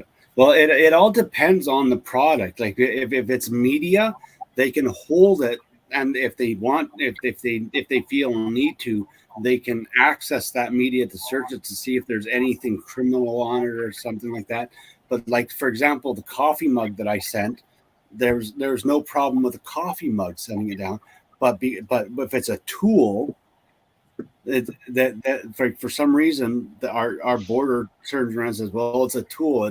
It's a marketable product that's going to be used as a tool for gain. A coffee cup, well, that's okay, but like even that on a coffee cup, I had to pay because I sent as a gift. I only had to pay $2 extra for shipping it, no problem. But tools, they'll hold at the border, and that, like, when you go in, you always at a Canadian post office, always be straightforward and honest about what you're sending, because they will either, if you don't tell what's in it and they don't post it, they'll confiscate it or they'll return it to you. And if you don't pay the proper duties on it, they'll hold it and charge you duties on it plus interest on it, or you can request for it to be sent back to you. But it's like, stuff at our borders is really insane. But that's the things, our country is literally doing everything that they can to crack down on non-government issued drugs. Like, oh, the illegal drugs, we don't want in. We're making our own here, so don't worry. It's stupid. It's stupid. Like yes, no, we can't let these illegal drugs in because they're cutting into our market. Like, we even invested in these X-ray scanners for sea cans. They run these sea cans through these scanners. They all get dog sniffed, and if there's any sign, they'll cut them, they'll empty it out, and then if they find nothing, they tell the person that's supposed to be getting the delivery, oh, come load your sea can back up and to get it out of here. They won't. Sounds like our border with Mexico. You refill it, and you put it all back in there. You took it out, but no, like, it's stupid up here. It's like, well, why are we trying to stop illegal drugs from coming in? You guys are making your own illegal drugs to give away to people, but why not give them a discount? Let them buy the cheaper drugs. Jamie, if you want some awesome barbecue or good Mexican food, you hook up with Simon right there. Yes, I Can Barbecue. He'll hook you up with some good food. Does he have a YouTube channel? I do. Yeah. Oh, yeah. Someone post a link for it so I can give a subscriber. Yeah, throw your link up there, Simon. Oh, Yeah. you go grab it. I'm going to put a night bot up. I've been thinking about putting a night bot. And that's what I'm going to do, so people can put their links, even though if they're not a moderator, they can just hit !link, with that command, and then it'll come up. Their link will automatically be put up for their channel. Chasing Tail Outdoors, what's up? Mona Me, how you doing? And then I'm only subscribing to him because I like his beard. So the weather. Oh, that didn't work. Hold on. there you go. I'm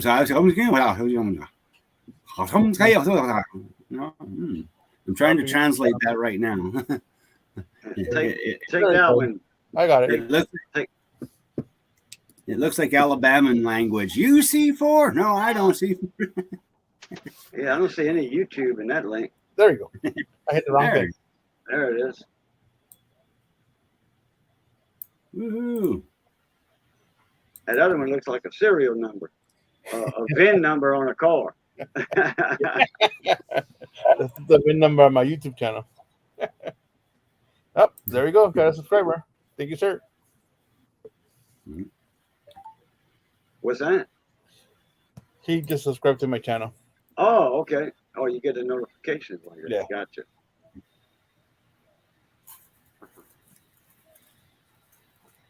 Now, I figure anyone that can tolerate me for this amount of time deserves to subscribe. So, Well, I actually have to jump off because I got to get ready for my other live. I'm going to be on here at 6 o'clock. Right. You're going to be over at A sleeper Sleeper, yeah, sleeper barbecue goes on at 6. Yeah, so Mr. Lance. yes, sir. 6 p.m. my time, so that's like less than 30 minutes. So all I'm going to really do is just get a bite to eat. Right. But yeah, but thank you for having me on. And Okay, Simon, appreciate you coming in. whenever possible, I'll try to hop on. When I get your links. Sometimes I'm not home, so. Right, gotcha. All right, sir. All Thank right, you. I'll be over there with y'all a All little right, later on. all right, everybody. All right. See y'all later. Bye. All right, I'll please out.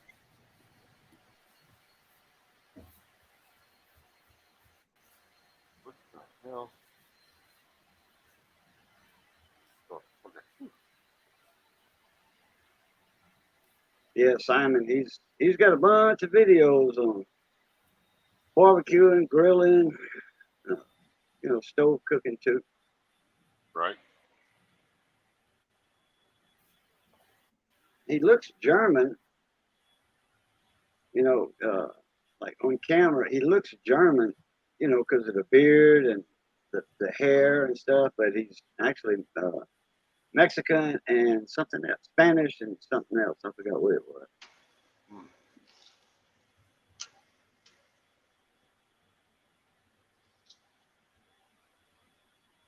And there's something else I wanted to say, and I forgot what it was.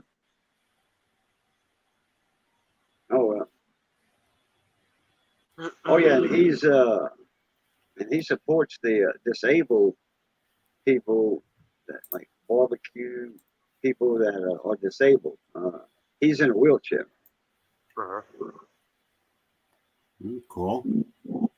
so he does the handicap. He's kind of advocate for handicapped people, cooking, and say, if I can do it, you can do it. That's cool. That is cool. Train. Shut up, Ed.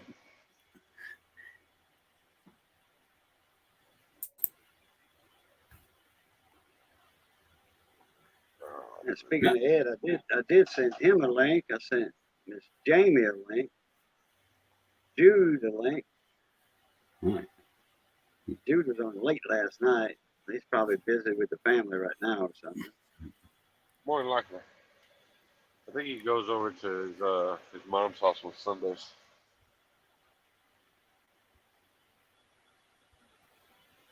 Oh. Ha ha ha. Yeah. Yeah. Might help Yeah. if I had the damn mic down, huh? Well, no, we heard what you said. You said he goes to his mom's house on Sundays. I have yet to turn on my stove in my RV. Same in my house.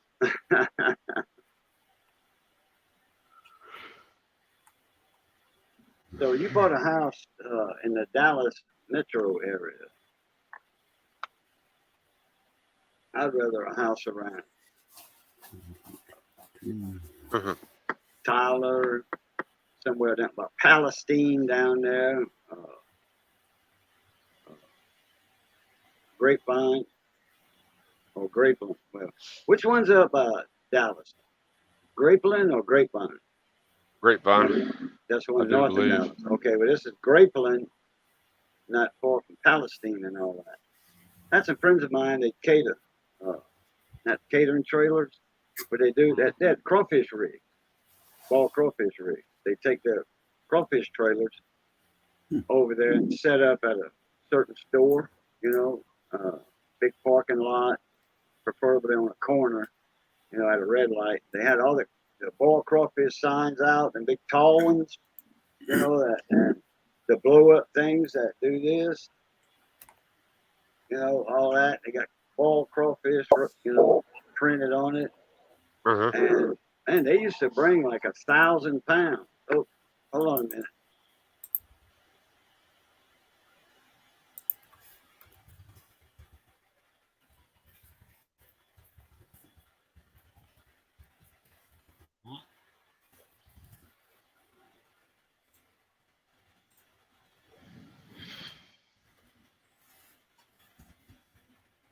Uh-huh.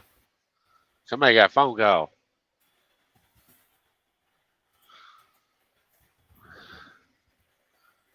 Driving San Antonio first to pick up friend. Huh.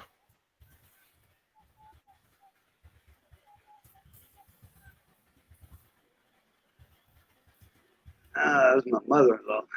Talked to Missy. Missy didn't. I think she called her mom earlier, and then she put the phone back on the base, and that means when the phone rings, I got to get up and get it because she's got her lap full of crochet stuff. Hang on. She's making a blanket.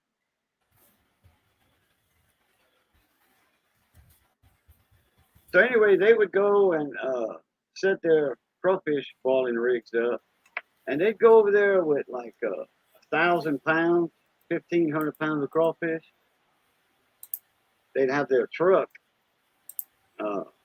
their rig, crawfish truck with the box on it, and they throw all the sacks of crawfish in.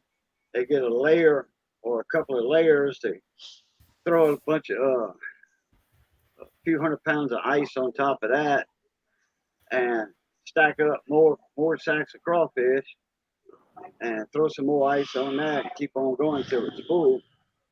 Right. With about let me see something here. Get my calculator.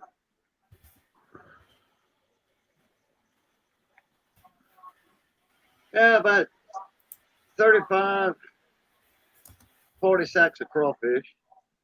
Oh wow. So about 1,200 pounds, something like that. I'll take 3 sacks. Yeah. And they go to boiling on a Friday afternoon and all day Saturday. Well, starting at about 10 o'clock in the morning on Saturday. And then Sunday for about till 2 o'clock. And then they'll break down, clean up, and then head on back to Louisiana. They'll get back right before dark.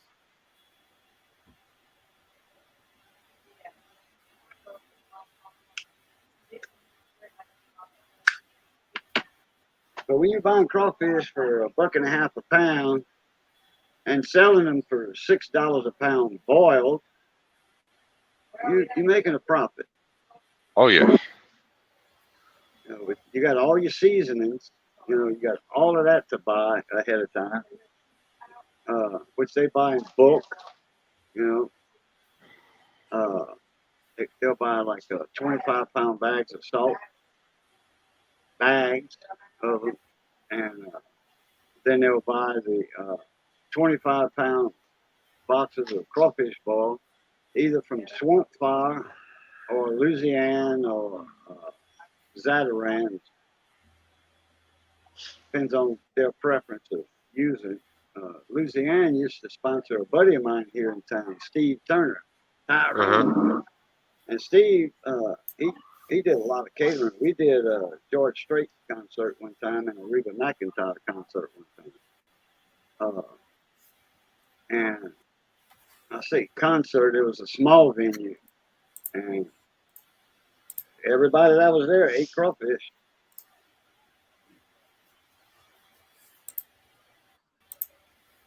And you get a chance to meet the stars, George Strait, Reba. I think Martina McBride, met her at one of the venues.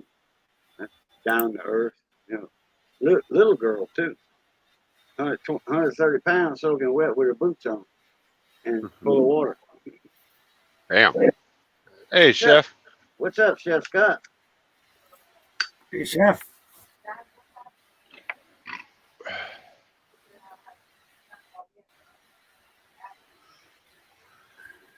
Yeah, I can't wait to have a big crawfish boil again. I didn't get to do it this year.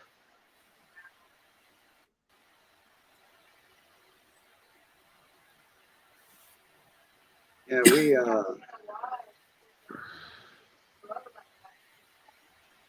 let's see. Yeah, we had we boiled for Easter for my birthday. We boiled crawfish. My birthday was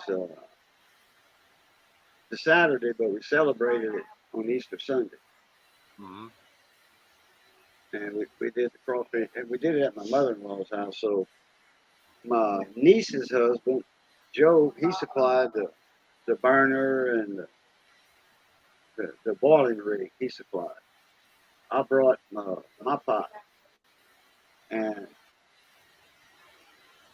it was bigger than his, and I did all the boiling. I got an 80 quart. Did 2 sacks, and they were large crawfish. Yeah, 80 quart. That's a good sized pot. I like an 80 or 90 quart pot. You can do almost a sack in that, or you can do it.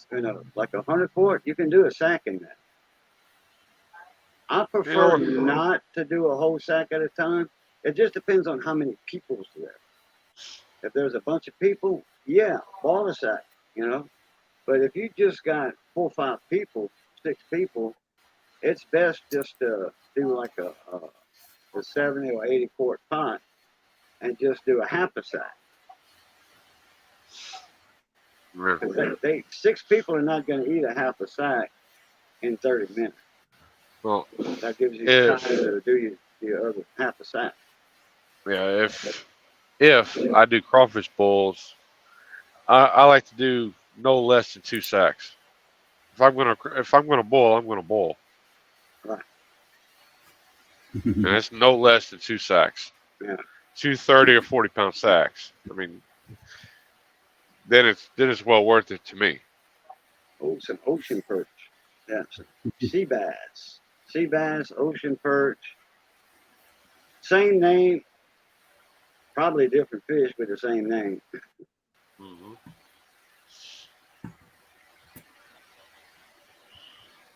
Just give me a handful and I'll be happy. A handful would piss me off. Oh, Jamie, just wait. Just wait. We're gonna have mounds of crawfish when he gets back down here. We are looking. Yeah, Christy's gonna call me tomorrow with some information, some listing numbers, and I can look them up.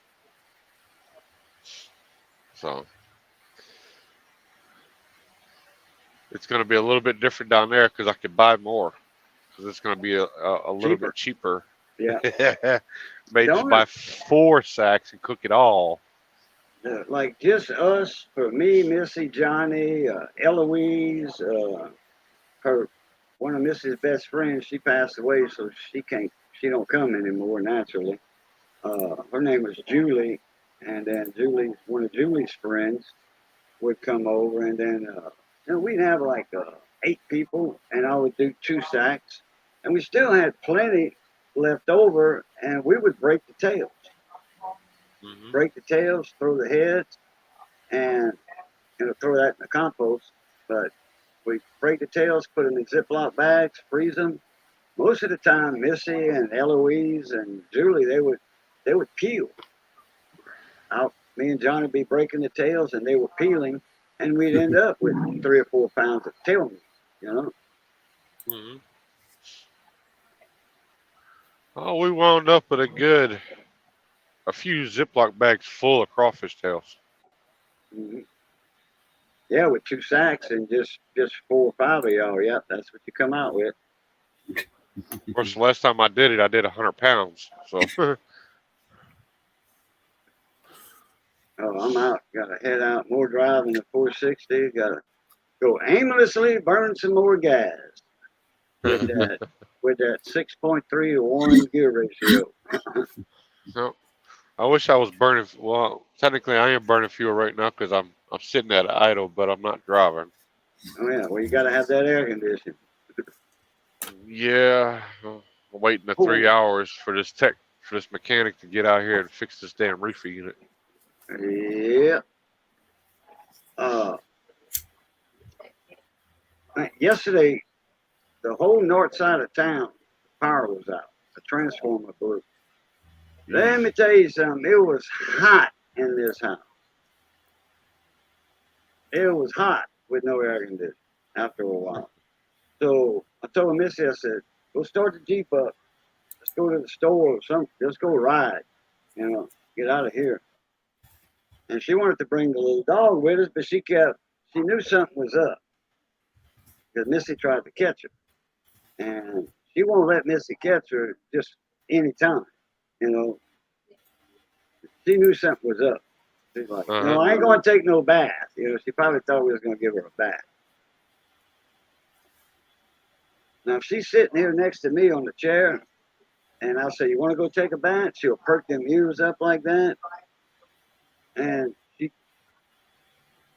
she don't mind if I say it. But if Missy will run the water in the tub and say, time for Bebe's bath, Bebe's going under the bed where you can't get to her. Hey, no bath today. Y'all gonna have to catch me later on that one. Oh, I forgot about Polar Bear. Me go catch his live stream link.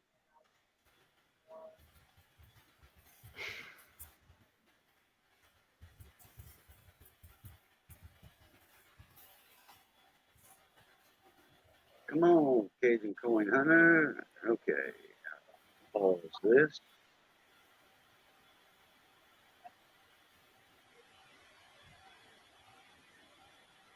Search a bar.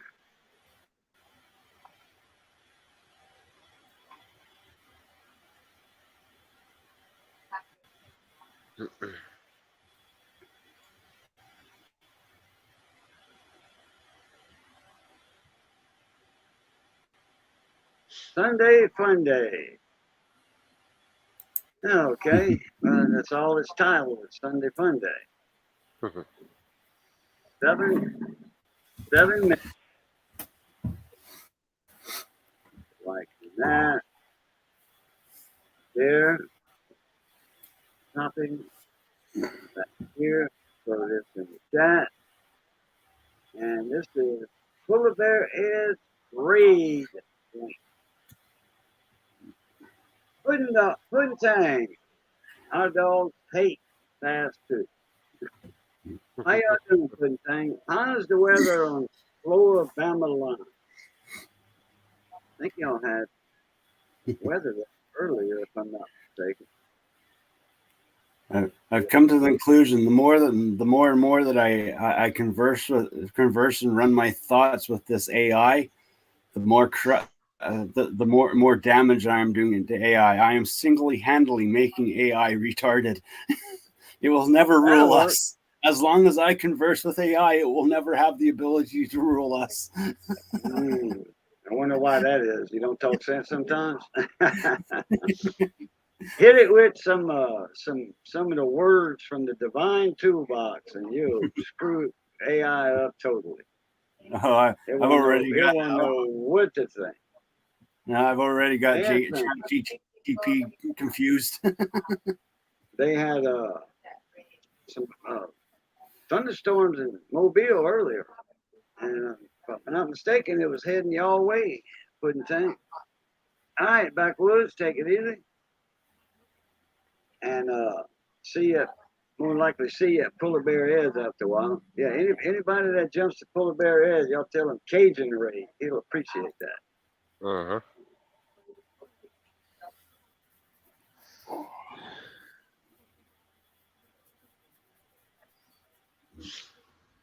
Do you know what I like about we were supposed to get some thunderstorms and all that today, bad stuff too, but everything was in North Louisiana, Shreveport, Monroe, Duck Dynasty area. Their neck of the woods up there. Have you ever met any of those guys from Duck Dynasty? No, I don't know Phil or none of them. No, they used to be outlaws, but not no more. They live off the land, more or less. They get 80% of their meat, fish, waterfowl. They get going out and getting it. That's a clan right there. That's a family that can survive for itself if the scenario comes around. Mm-hmm. If the shit hits the fan, they ready. Yeah. Oh yeah. And like down here, we can catch catfish, uh, for an economic uh, downfall, not for a Holocaust or anything. No, that nobody ain't doing hardly nothing that nukes went off. No, but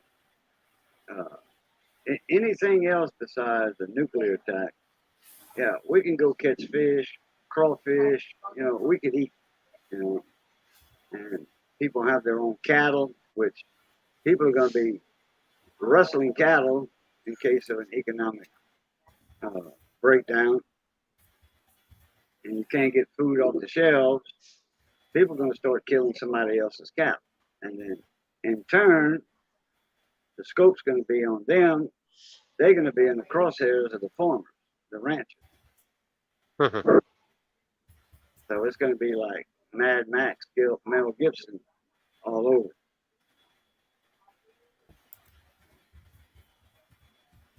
Yeah.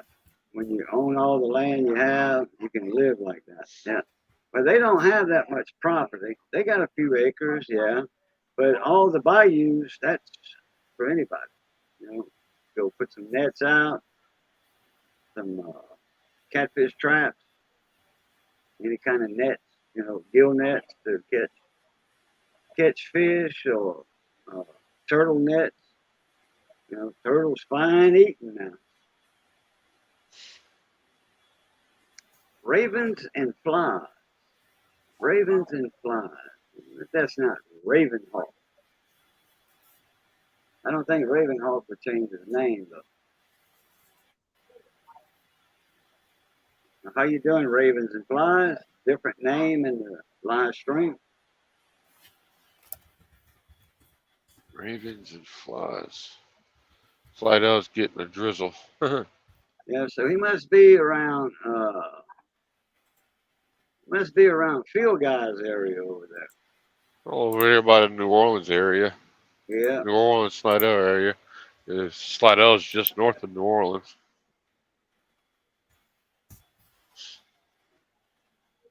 I think northeast of it.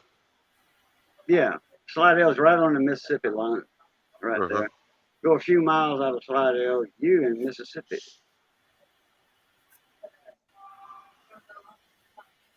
Baby's crawling on daddy. Yeah, he's got a bunch of videos out. You got Elvira up there too.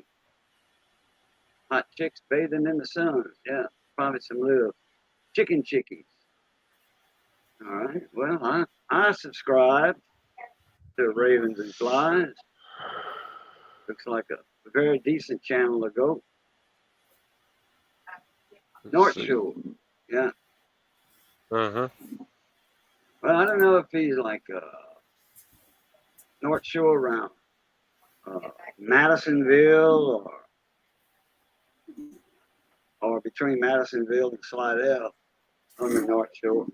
I played music a few times at Thibodeau's Dance Hall on the North Shore, Madisonville. Mm-hmm.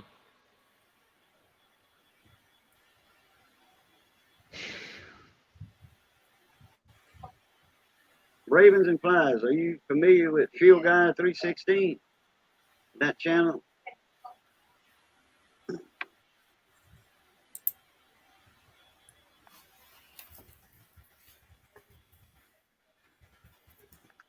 I figured y'all might know each other. Y'all in the same area, just about.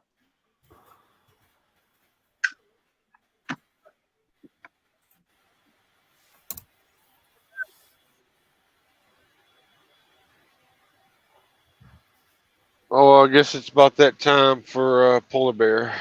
Yeah, he just started a 30-second countdown 15 seconds ago. So if we all want to say our goodbyes, we're going to jump over there to Polar Bear Ed's garage, and I'm going to post this link one more time.